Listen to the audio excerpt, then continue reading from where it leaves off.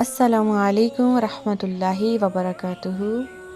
الحمدللہ lesson number 5 میں ہم آپ صلی اللہ علیہ وسلم کی قبیلہ اور خاندان کے بارے میں پڑھیں گے۔ اس سے پہلے ہم ایک دفعہ نسب نامہ کو دہرائیں گے۔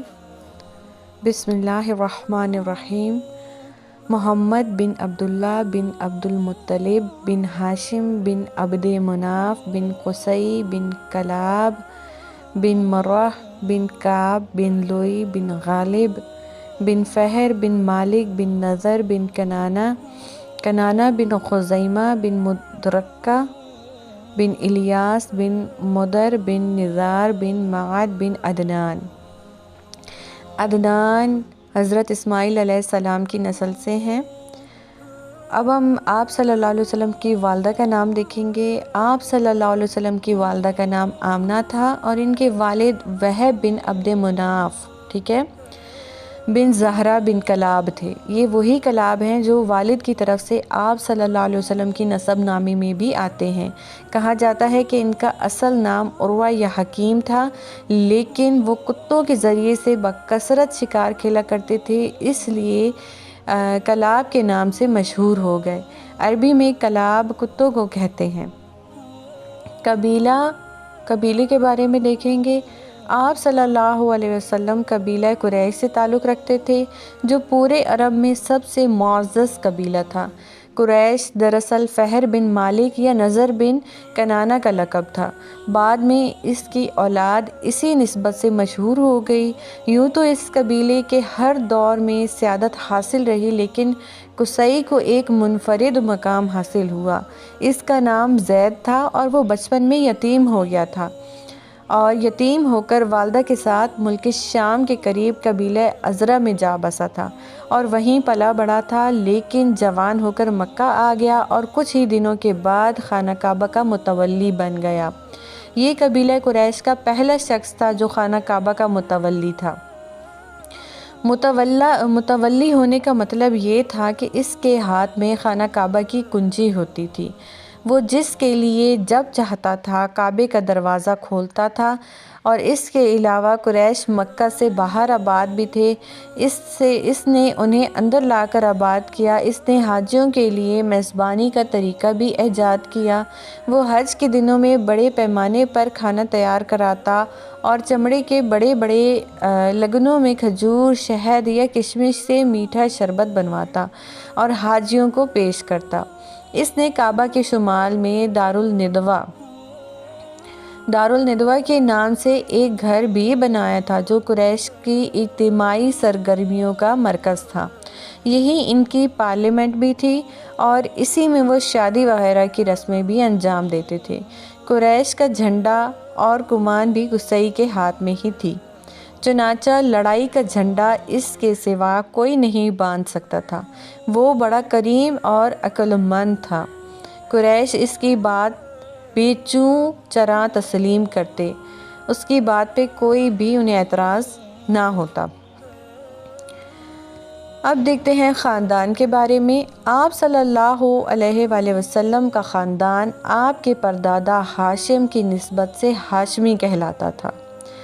ان کو قصی کے مناسب میں سے حاجیوں کی میزبانی کا منصب حاصل ہوا، جو ان کے بعد ان کے بھائی مطلب کی طرف منتقل ہوا۔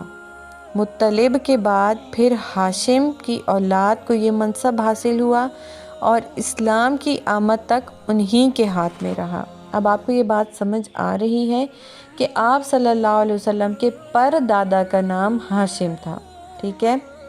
اس حساب سے ان کا خاندان ہاشمی کہلاتا تھا، اور جو قصی کے مناسب میں سے جو حاجیوں کی میزبانی کا منصب تھا وہ ہاشم کو ملا تھا، اور اس کے بعد پھر ہاشم کے بعد ان کے بھائی مطلب کی طرف منتقل ہو گیا۔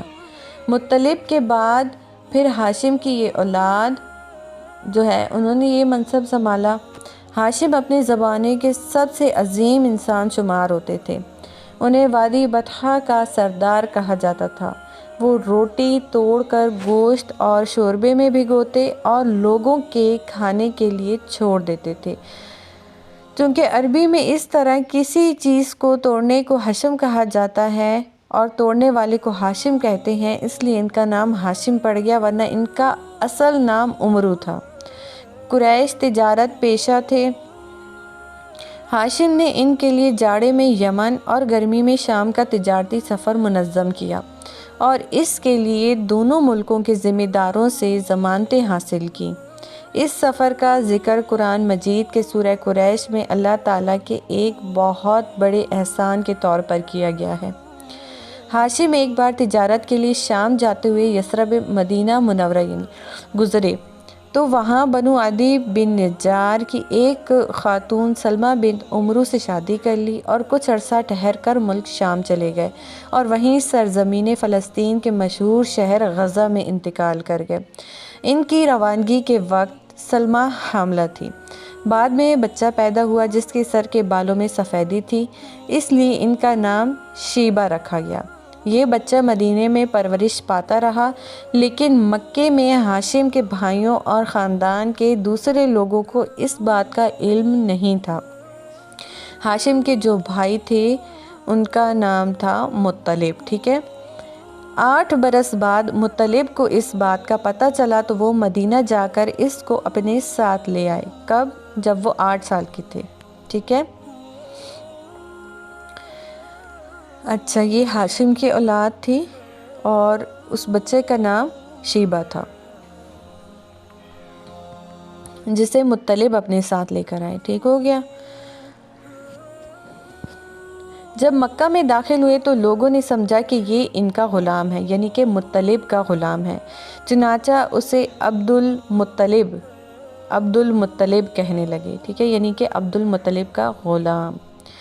بالآخر وہ اسی نام سے مشہور ہو گیا، ٹھیک ہے، جو ہم پڑھتے ہیں نا پردادا کے بارے میں عبد المطلب، ٹھیک ہے، تو یہ ہمارے دادا کے بارے میں عبد المطلب کا اصل نام شیبہ تھا۔ عبد المطلب بہت خوبصورت اور عظیم انسان تھے۔ ان کے دور میں ان کا ہم مرتبہ کوئی نہ ہوا۔ وہ قریش کے سردار اور مکہ کے قافلہ تجارت کے ذمہ دار تھے۔ جود و سخا اس قدر کرتے تھے کہ ان کا لقب فیاض پڑ گیا تھا۔ ان کے دسترخوان کا پس خوردہ مسکینوں، جانوروں اور چڑیوں کے کھانے کے لیے رکھ دیا جاتا تھا اور اس بنا پر ان کا یہ عرف بن گیا تھا، زمین پر انسانوں اور پہاڑ کی چوٹیوں پر وحشی جانوروں اور چڑیوں کو کھلانے والا۔ انہیں زمزم کا کنواں کھودنے کا شرف بھی حاصل ہوا۔ اس کنویں کو بنو جرہم نے مکہ سے جلا وطن ہوتے وقت پاٹ دیا تھا، یعنی بند کر دیا تھا۔ اس وقت سے اس کی جگہ نامعلوم چلی آ رہی تھی، یعنی کہ اس ٹائم پر وہاں پہ کوئی بھی کنواں نہیں تھا۔ عبد المطلب کو خواب میں اس کی جگہ بتلائی گئی اور کھودنے کا حکم دیا گیا۔ انہوں نے کھودا تو پرانا کنواں برآمد ہو گیا۔ آج کا لیسن اتنا ہی ہے، انشاءاللہ تعالیٰ نیکسٹ آگے ہم کل والے لیسن میں پڑھیں گے۔ السلام علیکم ورحمۃ اللہ وبرکاتہ۔